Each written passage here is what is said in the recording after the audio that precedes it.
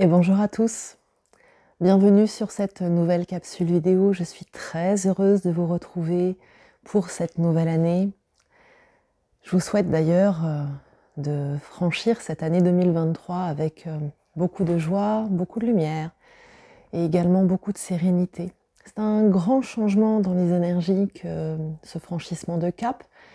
Bien sûr, nous sommes déjà dans ces énergies-là depuis plusieurs mois maintenant. On doit compter à peu près depuis le mois de novembre et ça se renforce. Et il est vrai que autant il était possible d'avoir une visibilité jusqu'à approximativement la période de Noël, autant ce qui s'est produit depuis Noël m'a paru parfaitement inédit. Vous avez été très nombreux à être secoués dans vos corps, dans vos structures, dans vos familles, au niveau de la santé également, mais également au niveau plus psychologique, plus intérieur. Et c'est pourquoi nous avons énormément travaillé sur toute cette fin du mois de décembre et début du mois de janvier. Et c'est la raison pour laquelle je suis tellement en retard pour vous présenter mes vœux. Alors à tous, je vais nous souhaiter de pouvoir franchir ce passage avec le plus de paix intérieure. Et je crois que c'est vraiment ce que l'on est appelé à trouver pour chacun, c'est la paix. La paix en soi, la paix vis-à-vis de soi-même, la paix vis-à-vis de son passé, la paix vis-à-vis de ses blessures également. Alors j'avais envie de revenir vers vous. Ça faisait effectivement un certain temps. Je me demande toujours un petit peu quoi vous apporter de plus que ce que vous savez déjà à l'occasion de ces vidéos, mais là je ressens que c'était essentiel. Nous avons été nombreux à parler de cette année 2023 et de ce franchissement 2023-2026, entre autres, comme étant une année de révélation. Et c'est une année effectivement qui va nous voir aller toujours plus loin vers la vérité de ce que nous sommes, la vérité de ce que nous percevons également. Et quand on parle de révélation, c'est vrai que ce qui émerge beaucoup dans les conversations, c'est le fait que enfin on va voir, que enfin ce qui est caché va être montré en pleine lumière. Et je vous avais évoqué lors de la dernière vidéo du mois de décembre également ce que ça pouvait recouvrir, ce passage vers la vérité, c'est-à-dire cette étape intérieure où on refuse de se taire, où on commence à affirmer que la vérité des autres n'est pas la nôtre intérieure et que l'on va commencer à la montrer, cette vérité. Et donc, effectivement, quand on commence à montrer sa vérité, quand on commence à vouloir l'exprimer, à vouloir s'aligner dessus, l'incarner totalement, eh bien, cela pose au niveau relationnel souvent cela met en exergue, en évidence des fossés qui se sont creusés au cours des années, peut-être parfois qui ont toujours été là. Il y a de l'incompréhension, la difficulté de la part des autres de nous accueillir tels que nous sommes également. Parfois, cela vient révéler aussi notre propre difficulté à accueillir les autres parfaitement là où ils en sont.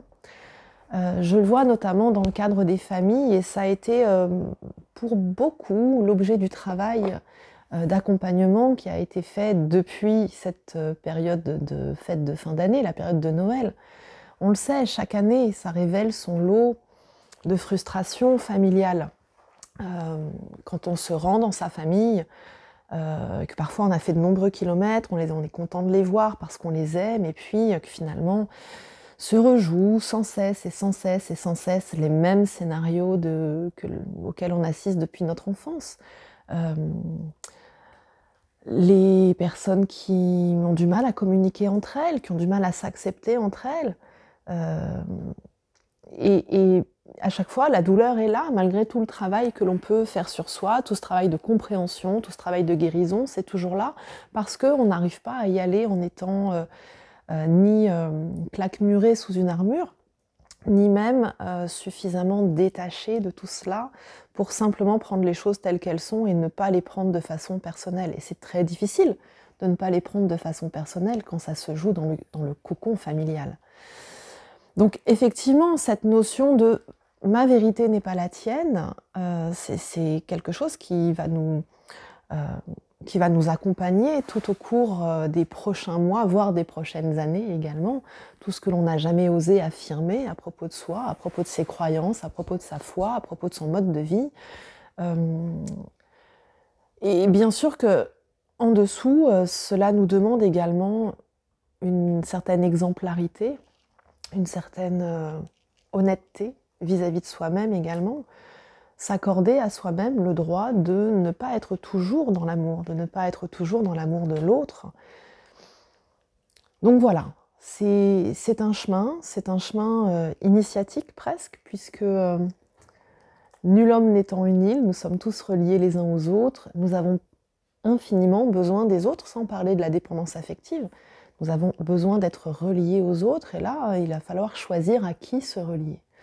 Alors, je sais que la tendance, en ce moment, dans notre cocon à nous, hein, qui sommes des gens qui réfléchissons, qui essayons d'avancer vers la lumière, en tout cas dans une forme de, peut-être de spiritualité, certainement de spiritualité, je sais que la grande tendance, elle est à dire cessez de fréquenter les gens qui ne vibrent pas comme vous, restez entouré de personnes qui vibrent haut. Et moi, je ne suis pas d'accord avec ça. Parce que si on reste tous les uns avec les autres, on va passer de très bons moments, c'est certain. On va prendre soin les uns les autres, on va être assez précautionneux. En tout cas, c'est ce que je me plais à penser. Mais dans ce cas-là, où est notre mission? Que faisons-nous de notre influence également? Si nous ne sommes pas en capacité d'aller affirmer cette vérité qui est la nôtre, qui est la vérité de notre être, de ce que nous rayonnons, de ce que nous vibrons, auprès d'autres personnes qui peut-être n'ont pas encore les yeux ouverts ou peut-être ne sont pas encore suffisamment connectées à elles-mêmes, à leurs ressentis, ou peut-être parfois sont aussi ouvertes mais connectées à d'autres choses et encore aux prises avec l'ego, mais qui ne l'est pas, pour être honnête. Si nous ne faisons pas cela, alors à quoi cela sert-il d'augmenter sa vibration, d'émaner la lumière, si on ne peut pas la répandre tout autour de nous? Et donc, bien sûr que ce n'est pas évident de fréquenter dans son quotidien professionnel, amical, familial également, des personnes qui sont encore fermées, encore un peu endormies, voire encore dans la prédation énergétique ou dans tous ces petits scénarios qu'on pourrait dire, qu'on pourrait qualifier de scénarios de merde. C'est sûr que c'est pas facile, c'est sûr qu'on s'en mange un petit peu plein le cœur, hein, plein la tête, et qu'il y a quelque chose d'un peu injuste de revenir chez soi, en soi, dans son petit environnement, avec des blessures à lécher, et de se dire mince, moi je travaille énormément sur moi, je fais énormément de choses pour les autres, je fais énormément de choses pour la planète, je m'aligne dans mon quotidien, et malgré tout, au final, c'est moi la victime. Bon. Et si on abordait les choses avec un regard différent, qui est le regard guérisseur de l'amour, qui est celui qui consiste à aller vers ces autres en se disant, bon, je sais qu'ils en sont là. Et c'est ok, c'est leur chemin. Je peux leur montrer aussi qu'on peut vivre quelque chose de différent, qu'on peut être quelque chose de différent. Et je peux aussi leur montrer que, quelle que soit leur stratégie pour m'empêcher, pour me freiner, me ralentir, eh bien, je vais prendre un peu sur moi peut-être, et je vais surtout ne pas le prendre de façon personnelle. Je ne vais pas le laisser rentrer dans mon cœur. C'est juste un moment à passer, et juste je vais profiter de ce moment que je vais passer avec eux pour les regarder avec amour, avec compassion. Bon, je sais que parfois hein, c'est compliqué, mais essayer de montrer qu'autre chose est possible. Et je crois que la meilleure chose que nous ayons à faire dans ce cadre-là, eh bien, c'est simplement de se détacher. Je ne dis pas se séparer, ça n'a rien à voir, mais c'est se détacher pour vivre libre, vivre librement ce que nous sommes, vivre librement ce que nous avons à entreprendre également dans nos quotidiens. Et je crois que là, en soi, c'est un vrai sujet. c'est un vrai sujet que de parvenir à actionner ce regard guérisseur. Je dois reconnaître qu'on n'y arrive pas toujours. Moi-même, il arrive parfois que je me sente profondément blessée par l'attitude de quelqu'un, d'autant plus si c'est quelqu'un que j'aime. Oui, ça va me blesser. Pourquoi? Parce que immanquablement, face à cette personne, il va toujours, alors notamment si c'est dans un cadre familial, il va toujours y avoir la petite fille qui est présente et qui, elle, n'a pas totalement terminé de grandir et de comprendre et, et qui n'a peut-être pas toujours, en fait, je ne suis peut-être dans ces moments-là pas suffisamment présente à cette part enfantine qui souffre, ou je ne suis pas suffisamment le pilier ressource que je suis censée être pour mes parts plus vulnérables. Et c'est aussi une piste d'amélioration, de croissance et d'acceptation. C'est un grand chemin d'acceptation. C'est ok, nous souffrons parfois, nous pleurons aussi, et finalement tout ça c'est pas très grave. Hein. Une autre piste de lecture que j'avais envie de vous soumettre sur la vérité profonde, sur ce chemin de révélation, sur ce chemin de la vision, de voir parfaitement et de laisser voir, c'est également le fait de pouvoir se révéler à soi-même tel que l'on est. Car finalement, qui sommes-nous? C'est sans cesse la question que nous nous posons du début à la fin du chemin. Qui sommes-nous? Nous sommes effectivement des êtres divins, nous portons en nous des parcelles divines, et puis nous sommes l'héritage d'une lignée, de deux lignées, nous sommes l'héritage d'une culture sur notre territoire, d'une histoire, nous sommes l'héritage d'une éducation, nous sommes également bien la somme de toutes nos expériences, et puis nous sommes également autre chose. Cette autre chose que finalement nous avons toujours été, mais que parfois nous n'avons pas pu exprimer et que nous avons oublié, nous avons parfois abandonné sur le chemin. Très fréquemment, nous n'avons pas osé l'être. Et j'ai souvent tendance à expliquer dans le cadre de mes accompagnements que nous sommes plusieurs personnes en même temps, en nous-mêmes, car en nous réside l'enfant intérieur, l'adolescent intérieur, le jeune homme, la jeune femme, l'adulte, le parent normatif. Et dans l'enfant intérieur, il y a l'enfant libre, il y a l'enfant modéré, il y a l'enfant blessé également. Et nous avons du mal parfois à faire coexister tout ce petit monde-là à l'intérieur de notre tête. Et c'est ça, le sens de la quête de l'unité. Ça en fait partie. Il n'y a pas que ça, mais ça en fait partie. J'ai découvert pour moi-même récemment que bien que j'ai bien repris entre mes mains mon enfant intérieur, mon adolescente intérieure, j'essaye vraiment d'avancer sur ce chemin d'unité. Il y avait toutefois certains regrets qui étaient présents, qui étaient des regrets hérités d'interdiction parfois, ou d'absence d'autorisation également pendant l'enfance.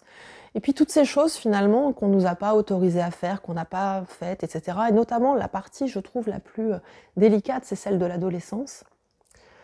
Et de se dire, bon ben voilà, j'ai pas pu faire ça, j'ai pas pu faire ça, j'ai pas pu avoir des amis de cette manière-là, faire la fête de cette manière-là, ou explorer le monde comme je l'aurais voulu. Et puis, bon ben c'est comme ça, maintenant je suis adulte, je suis maman, je suis papa, et c'est comme ça.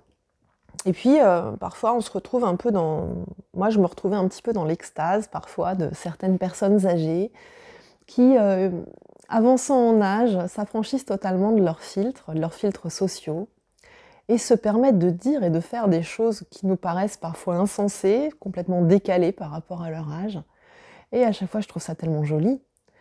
Et puis, je me suis dit, mais quand même, Gwen, tu vas pas attendre d'avoir 87 ans pour t'autoriser à faire ou à dire des choses que tu n'as pas pu faire ou dire quand tu étais adolescente. Et je marche petit à petit sur ce chemin-là, de retrouver finalement cette part de moi qui est une part très étincelante quelque part, qui est très vive, très joyeuse, très vivante, très vibrante, qui est très rebelle aussi, qui aime bien faire rire. Et je me suis aperçue qu'avec les années passant, en fait, on porte énormément de costumes, Mais ces costumes, est-ce que ce sont nous qui les choisissons en conscience parce qu'ils ressemblent à ce que nous sommes, ou est-ce que nous finissons par les adopter et par finalement les intégrer à l'intérieur de nous dans cette quête infinie d'amour? Le fait d'avoir tellement envie et besoin d'être aimé par les autres, d'être validé par la société, que nous finissons par adopter des comportements, des tenues vestimentaires également. Et en fait, se dire, est-ce que je suis obligée de porter le costume que les gens attendent que je porte? Alors, je vais parler d'une chose qui va certainement évoquer pas mal à vous qui regardez mes vidéos, puisque vous êtes quand même nombreuses à être thérapeute également, à être dans les métiers de l'accompagnement. Qu'est-ce qu'on attend d'un thérapeute? On attend un mode de vie extrêmement aligné, on attend du thérapeute qu'il soit affranchi de toute forme de dépendance, on attend un côté très sage également, et puis dans la tenue vestimentaire, eh bien, souvent on s'attend à nous voir habillés de blanc, de matière fluide, de choses comme ça. Oui, et la vie du thérapeute ne s'arrête pas à son cabinet, il y a une autre vie en dehors, il y a la vie de parent, il y a la vie d'être humain normal. Moi, je m'étais aperçue qu'avec tout mon parcours professionnel, et avant même d'être thérapeute, il y a plein de choses qui avaient été gommées. Et notamment, par le biais de réflexion, vous voyez, aujourd'hui, je suis habillée en noir, c'est quelque chose que j'aurais pas fait encore il y a quelques temps, parce que très régulièrement, on dit « Oh là là, le noir, c'est mal, le noir, c'est sombre, le noir, c'est obscur ». Le noir, c'est aussi une couleur de protection, c'est la couleur du féminin, c'est la couleur de la création également. Le noir inclut toutes les couleurs à la fois. Et donc, bien sûr qu'il y a des gens que ça dérange dans leur spiritualité de voir un enseignant ou de voir un thérapeute habillé en noir. Bon, mais ça leur appartient. Moi, ma vérité, c'est quoi? Ma vérité, c'est que j'aime cette couleur, je l'ai toujours aimée, parce qu'elle est pleine de profondeur et que c'est mon désir du moment, et que demain, j'aurais peut-être envie d'être habillée en blanc ou en bleu ou en rose ou en orange, on s'en fiche au final. Et donc, il y a pour moi, en ce moment, et je le vis, je vous partage ce que je vis moi, mais je vous le partage parce que c'est aussi ce que j'observe de séance en séance avec les personnes que j'accompagne, qu'il y a une véritable quête de liberté. Le côté un peu... on s'en fout de ce que les gens pensent. C'est pas vraiment qu'on s'en moque totalement, c'est important. Mais en même temps, ça ne doit pas nous empêcher de faire, de vivre ce que nous sommes profondément, ce à quoi nous aspirons profondément. Ça m'évoque notamment le fait, par exemple, de ne pas pouvoir se rendre à certains endroits parce que c'est pollué. Mais en fait, si je suis parfaitement alignée dans ma lumière, je peux fréquenter n'importe quel type de personne et n'importe quel type d'endroit, cela ne m'atteint pas, parce que j'y vais en conscience aussi. Donc voilà, donc il y a cette partie de révélation de soi-même, de retrouver le chemin de qui nous sommes et de ce que nous aimons profondément. Mais dans cette notion de révélation, c'est aussi de oser, avoir le courage d'oser l'exprimer face au monde, d'oser le démontrer. Non, pas démontrer, c'est pas le bon mot, d'oser le montrer, révéler à l'extérieur ce que nous portons profondément au fond de nous sans jamais en avoir peur. Ça c'est déjà une partie extrêmement importante. Et puis, dans cette notion de vérité profonde, de révélation profonde, eh bien, il y a aussi, dans cette honnêteté parfaite, le fait de relire son chemin, de relire son parcours, bien sûr de voir quelles ont été nos parts de responsabilité dans ce qui nous est arrivé, mais aussi de pouvoir accepter de voir la responsabilité exacte de l'autre. Parce que nous qui avançons beaucoup dans la spiritualité, on nous parle énormément du chemin du pardon. Et nous comprenons beaucoup de choses par rapport au comportement des autres. Un tel se comporte de cette manière, avec violence, verbale ou physique, parce que cette personne n'a pas eu une vie facile. Mes parents se sont comportés avec moi parce qu'ils ont fait ce qu'ils ont pu. Bien sûr que tout ça, c'est tellement juste de pouvoir pardonner, de pouvoir lire ça. Mais il ne faut jamais oublier cette part en nous qui a besoin de reconnaissance et qui a besoin d'être reconnue dans sa souffrance, dans le côté injuste des choses aussi. Expliquer à un enfant de 4 ans qui est battu que ce qu'il vit, c'est juste, parce que karmiquement, peut-être il a des dettes ou des charges, parce que le parent qui le bat, il y a des explications, parce que cette personne a elle-même été battue dans son enfance. C'est quelque chose, c'est un chemin que nous pouvons faire adultes, mais l'enfant, lui, a besoin d'être reconnu. Or, je vous expliquais tout à l'heure qu'en nous, nous portons encore notre enfant intérieur. Cet enfant intérieur, il a besoin, pour guérir totalement, d'être entendu. D'être entendu de nous en tant qu'adultes, mais aussi d'être entendu par les protagonistes, de pouvoir exprimer. Et on peut tout à fait exprimer sa vérité, dire « tu m'as fait mal, tu t'es mal comporté avec moi », sans pour autant en mettre plein la tête à la personne en face, mais juste dire « voilà ma vérité et j'ai besoin que tu reconnaisses que là, ce que tu as fait, c'est pas juste pour moi ». On a besoin de vérité pour avancer. Je crois que nous sommes tous des chercheurs de vérité, mais il ne faut pas se tromper. Quand on parle de questionner la vérité, trouver la vérité, bien sûr que nous cherchons la lumière, nous sommes des porteurs de lumière, nous cherchons la vérité absolue, intégrale du divin, de la source. C'est une quête profonde. Avant même de vouloir espérer découvrir quoi que ce soit, je crois qu'il est vraiment important que nous mettions en lumière notre propre existence. Ce que nous portons véritablement au fond de notre cœur, la haine tenace que nous pouvons avoir. C'est pas joli de dire qu'on a de la haine quand on est dans la spiritualité. Pourtant, ce sont des émotions qui peuvent nous traverser par moments. La colère aussi. Combien sommes-nous à être terriblement en colère? Des colères qui ne s'expliquent même plus, qui sont héritées du passé. Tant que nous ne reconnaissons pas cette colère en nous, tant que nous n'acceptons pas qu'elle fait partie intégrante de nous, il n'y a pas de chance de pouvoir transformer cette colère en énergie positive, créatrice, constructive non plus. Donc ces révélations, d'ailleurs je voulais faire petite parenthèse à ce sujet parce que effectivement quand on regarde un peu les tendances, j'allais dire archéologiques, c'est pas archéologique, c'est astrologique, rien à voir. On s'aperçoit qu'on nous parle beaucoup de révélations par rapport au voyage stellaire, par rapport à la technologie, par rapport à des civilisations extraterrestres. On nous parle beaucoup de révélations par rapport à certains dossiers qui auraient été cachés. Bien sûr, on s'attend tous à ça, on le sait que ça va arriver à un moment donné, qu'on va avoir des révélations quelles qu'elles soient. Mais encore une fois, on est encore en train d'attendre à l'extérieur de nous-mêmes ces révélations, alors même que, quand même, c'est à l'intérieur qu'on doit trouver ces révélations. Donc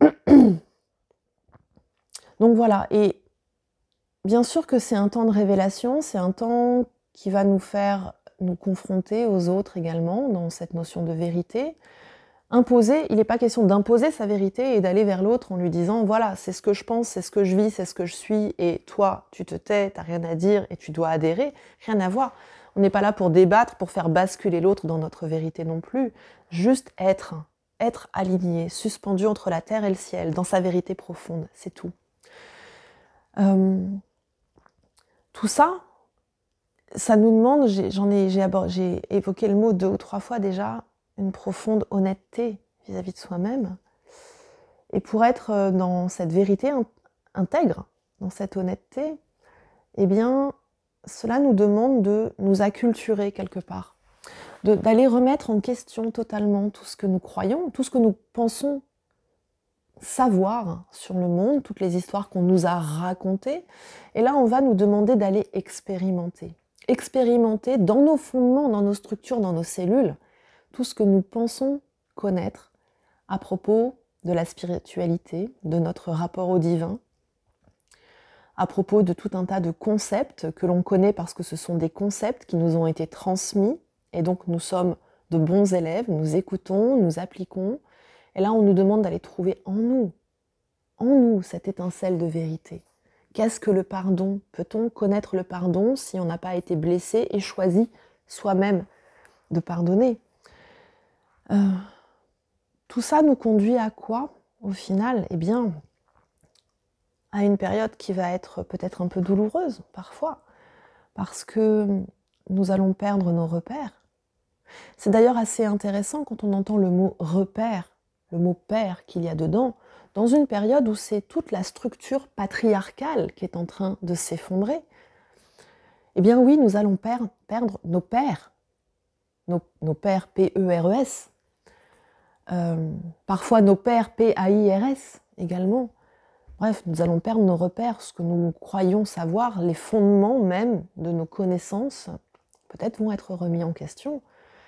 Alors, bien sûr que ça va nous agiter et qu'on va peut-être parfois avoir peur, douter également. Pour moi, c'est une épreuve de foi. J'ai du mal en ce moment avec ma propre foi. J'ai foi en Dieu, j'ai foi dans le divin, j'ai foi dans ce que je fais. J'ai foi en plein de choses, mais la foi pour moi-même, la foi dans mes capacités d'auto-guérison, par exemple, pour ne citer que ça, oui, j'ai encore des difficultés avec ça, et en ce moment, avec les crises de fibromyalgie qui s'enchaînent, ouais, ma foi est mise à rude épreuve. Ça me demande de revoir totalement tous mes outils, de réexpérimenter des tas de choses, de reprendre le chemin de zéro, de relire mon histoire. Et il y a des moments où je me sens vraiment en perte totale de repères. Contrairement à ce qu'on nous enseigne, ce qu'on nous transmet, ce ne sont pas les personnes les plus éveillées qui vont le mieux vivre cette période. Il ne faut pas croire que parce qu'on est éveillé, parce qu'on a des clés de compréhension, on est complètement préservé. Je pense que c'est même, pour certains, même le contraire qui va se passer, en s'apercevant que ouais, la foi est mise à rude épreuve et que finalement, tout ce blablabla dont on se remplit le cerveau et pas forcément le cœur, ça ne reste que du blablabla tant qu'on n'a pas intégré ça pleinement dans son cœur. Donc oui, on va être secoué, ça c'est sûr. Et donc, pour trouver la vérité, on sait très bien que nous venons de cultures différentes et de cultures du mensonge, pour beaucoup. Eh bien, ça nous demande de nous détacher totalement de nos livres, de nos enseignements, d'aller remettre en question nos enseignants même, pardon pour nos enseignants, mais s'ils sont suffisamment sages, ils comprendront que c'est ce que nous devons faire également. Si nous souhaitons vraiment changer les choses et contribuer à l'avènement de quelque chose de nouveau, on ne peut pas faire du nouveau avec uniquement de l'ancien. Et pour laisser du nouveau entrer, eh bien, il faut faire le vide en soi. Alors bien sûr que le recours à la méditation va nous être plus que conseillé tout au long de l'année. Le recours au silence, le silence intérieur, le retrait parfois également, la distance juste également quand on est avec les autres, sans oublier au milieu de tout ça, eh bien, l'importance de cultiver la joie, de cultiver les plaisirs divers et variés qui nous permettent quand même de rester bien en place également. Je pense que l'année va être extrêmement riche, extrêmement intéressante. Bien sûr qu'il faut s'attendre à de nombreux conflits, à de nombreux blocages également. Et je crois que dans ce que j'ai perçu au cours des lectures individuelles de tarot pour cette année, on va avoir un passage un petit peu délicat au niveau de l'abondance, notamment sur la troisième période, le troisième trimestre. Pour autant, je ne vois pas forcément de crise majeure. En tout cas, toutes les personnes que j'ai accompagnées, j'ai vu qu'elles s'en sortaient. Mais que par contre, le rapport à l'argent, le rapport que l'on entretient avec cette énergie-là, va vraiment être questionné également. Alors, c'est peut-être quelque chose de très nécessaire. Je ne me suis pas trop intéressée aux monnaies alternatives, à la crypto-monnaie, à tout ça. Je n'ai pas envie de rentrer dedans, honnêtement. Mais peut-être qu'il y a des choses qui vont émerger à ce moment-là et que ça va nous faire prendre conscience de la nécessité d'être encore plus dans l'échange. Alors, l'échange équitable, l'expérience que j'en ai de ces dernières années n'est pas très positive parce que parfois on fait des échanges et c'est étonnant comme parfois des gens oublient de nous rendre l'ascenseur. C'est très très rare les échanges équitables, je trouve. Mais en même temps, nous sommes tous là pour apprendre. Donc apprendre à échanger, à donner de façon équitable, à recevoir aussi de façon équitable, et parfois apprendre à repositionner le cadre en s'affranchissant totalement du fait de ne pas être aimé par l'autre si on va le secouer un peu en lui disant hep, c'est pas tout à fait juste ça, également. Donc voilà, donc je pense qu'il y aura encore plein de choses à dire pour cette année qui s'en vient. J'avais noté énormément de choses et j'ai pas envie de faire une vidéo trop longue. On va se mettre en jambes tout en douceur là pour le début de l'année quand même. Donc voilà, donc juste pour vous dire que je suis toujours à votre service, évidemment, pour la poursuite des accompagnements. J'espère vraiment que cette année pour moi sera... Je vais trouver l'énergie et le courage aussi. C'est pas un courage en termes de force physique, mais c'est un courage en termes d'assumer vraiment, de pouvoir vous proposer ce que j'ai à vous proposer. Il est temps, ça fait quand même quelques années que j'y réfléchis. Ce qui est amusant, c'est que j'ai compris pourquoi ça ne s'ancrait pas dans la matière. C'est que pour s'ancrer dans la matière, il fallait que moi aussi je sois sur mon chemin de vérité profonde pour pouvoir proposer quelque chose de parfaitement aligné et authentique. Et moi, ce que j'ai envie d'explorer avec vous cette année, à travers ces vidéos, à travers les accompagnements, c'est la pure liberté. Pouvoir montrer qu'il est possible d'être complètement libre de ce que nous sommes. Et de la manière dont nous avons envie de faire et de proposer les choses, hein, parfois de sortir des moules. Moi, j'ai vraiment horreur des moules, des choses qui sont imposées. Et c'est pour ça que je ne regarde jamais les vidéos de mes consoeurs et de mes confrères. Je ne regarde jamais ce que font les autres parce que je crois que ma plus grande peur, c'est d'être influencée dans une direction que je n'ai pas envie de prendre et qui ne me ressemble pas. Mais de fait, quand on essaye d'avancer trop tout seul, comme c'est mon cas, et c'est l'erreur que j'ai faite ces dernières années, bien sûr que ce que l'on propose est parfaitement intègre, mais qu'est-ce que c'est long à laisser émerger. Et donc pour cette année, j'ai choisi de remettre en place des partenariats, des échanges. Alors bien sûr, des échanges, pouvoir communiquer, parce que il y a des tas de choses quand on en discute qui semblent soudain très évidente, et quand on est tout seul dans son coin, ça paraît juste insurmontable. Donc voilà, donc j'espère trouver cette énergie du changement. En tout cas, elle est présente, elle est en moi. Il y a vraiment beaucoup de choses qui changent, qui se transforment en moi. Et c'est pour ça aussi que j'avais besoin d'un peu de temps pour laisser émerger tout ça, parce que mine de rien, pour moi, sur le parcours de vie, ces 3 dernières années, ça a été une révolution intégrale, à tout point de vue, mais vraiment tout point de vue. Je crois qu'il n'y a pas un domaine de mon existence qui n'a pas été touché par la transformation.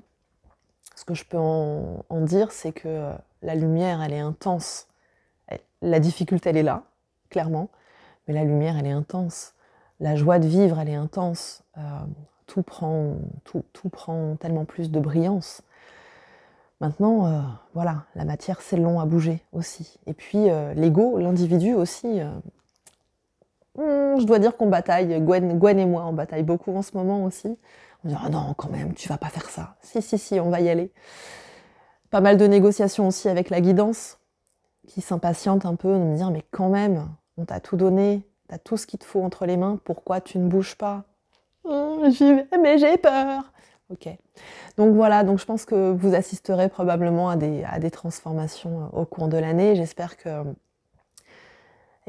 qu'on pourra s'accompagner mutuellement, hein, les uns les autres. Je vais avoir besoin de vous, je vais avoir besoin que vous me donniez aussi de la niaque aussi, hein, encore une fois.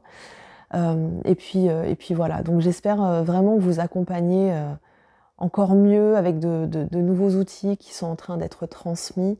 Là, en ce moment, je travaille beaucoup avec les... comment vous parler de mon travail actuellement? C'est très particulier ce qui se passe. Ma guidance ne change pas, c'est toujours la même, mais cependant, les outils se complètent vraiment en profondeur. On travaille un peu moins sur le karmique en ce moment. Par contre, d'abord les guides de soins, l'équipe des guides de soins se complète vraiment avec les peuples de l'intra-terre, qui ne sont pas toujours aussi faciles à aborder que les premiers avec qui je travaillais. Beaucoup de travail aussi en éco-rituel. C'est amusant parce qu'il y a une personne que j'accompagne justement qui propose des éco-rituels. J'ai aucun doute sur sa capacité à vous les transmettre, et je vous transmettrai ses coordonnées avec plaisir. Et pour moi-même, je reçois beaucoup d'enseignements à travers la nature aussi, de ces éco-rituels-là, avec une communication tellement intense avec l'environnement. Et je travaille énormément avec, alors là c'est à titre personnel, mais beaucoup avec les peuples de l'eau. J'ai encore des recherches à faire parce qu'il y a des mots que l'on me transmet que je ne comprends pas bien. Mais en tout cas, les peuples dauphins, baleines et autres, et notamment les tout premiers peuples atlantes également, qui ont ascensionné, hein, on le rappelle, ils ont disparu pour beaucoup parce qu'ils ont fait le choix d'ascensionner, bien sont très présents. Et c'est assez étonnant, c'est qu'à la fois je reçois beaucoup de visions d'eau, et à chaque fois ce qui me fait sortir de mes visions, c'est la vision du feu dans l'eau, et j'ai toujours cette... et je peux dire le mot, ce putain d'esprit rationnel, excusez-moi, mais qui à chaque fois interrompt le truc en disant « Ah non, non, non, ça c'est pas possible ». Et donc à chaque fois je suis extraite, je m'extrais moi-même de ces visions, alors que j'ai la sensation qu'il y a quelque chose une vérité intense à découvrir. Alors bon, on verra bien, peut-être que je parviendrai à pacifier un petit peu plus mon mental. Mais je crois que vous savez, on en est tous là, plus ou moins, suivant les périodes. Mais c'est vrai que ce mental, parfois, nous freine beaucoup dans notre avancée. Parfois à juste titre aussi. Donc voilà, donc beaucoup de changements à venir également ici sur cette chaîne. Donc voilà. J'en reste là, je n'ai pas mes lunettes, donc je vois pas très bien. Je crois qu'on est déjà pas loin de 40 minutes, ce qui est déjà pas mal pour une courte vidéo. Je vous embrasse du fond du cœur, j'espère que vous vous portez tous bien et que vous êtes prêts à accueillir ces énergies de printemps qui commencent à émerger, même si on a encore pas mal, une bonne tranche d'hiver à recevoir. Mais en même temps, là, n'oubliez pas, pour préparer le printemps, c'est le moment d'aller travailler sur le foie, bien sûr. Je vous embrasse très fort les petits loulous. Prenez soin de vous. À très bientôt. Mouah.